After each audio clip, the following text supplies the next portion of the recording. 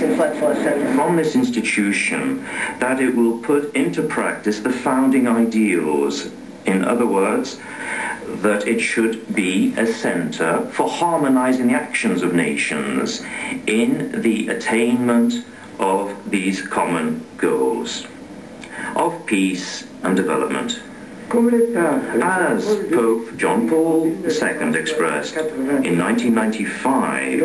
the organization must be a moral center where all nations of the world feel themselves at home and develop a common awareness, so to speak, and feel a family of nations. Through the United Nations,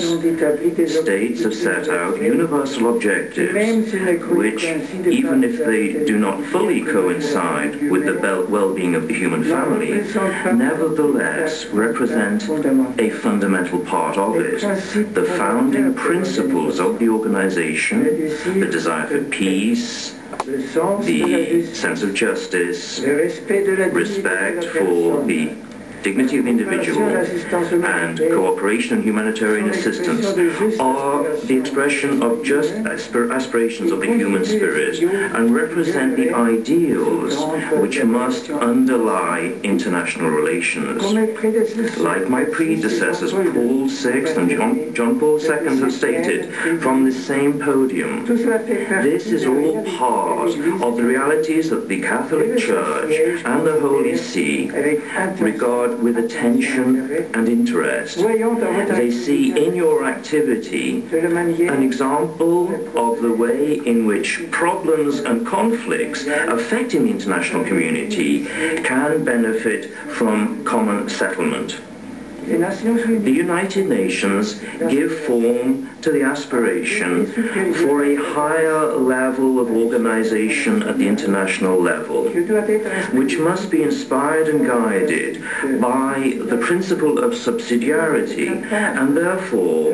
be able to respond to the demands of the human family thanks to effective international rules and the implementation of ways to ensure harmony in people's daily lives. This is even more necessary in the current context, where we are witnessing the clear paradox of the multilateral consensus, which continues to be in crisis because it is still subordinated to the decisions of a small number, while the problems of the world require from the international community that it act on a common basis. Indeed, the questions of security, the development goals, the reduction of inequalities, both locally and globally, the protection of the environment, natural resources and the climate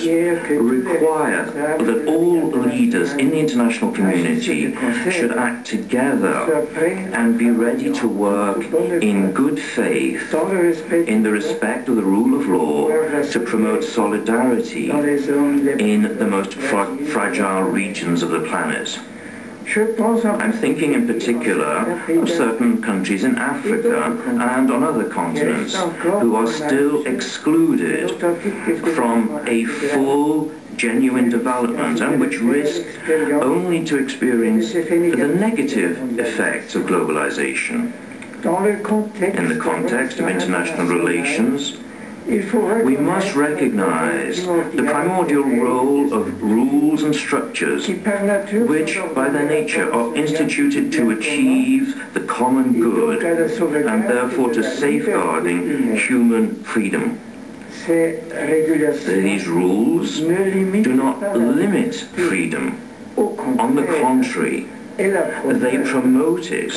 when they prohibit conduct and actions which go against the common good or which hamper the effective enjoyment of freedom and which compromise, therefore, the dignity of every human being. In the name of liberty, there must be a correlation between rights and responsibilities on the basis of which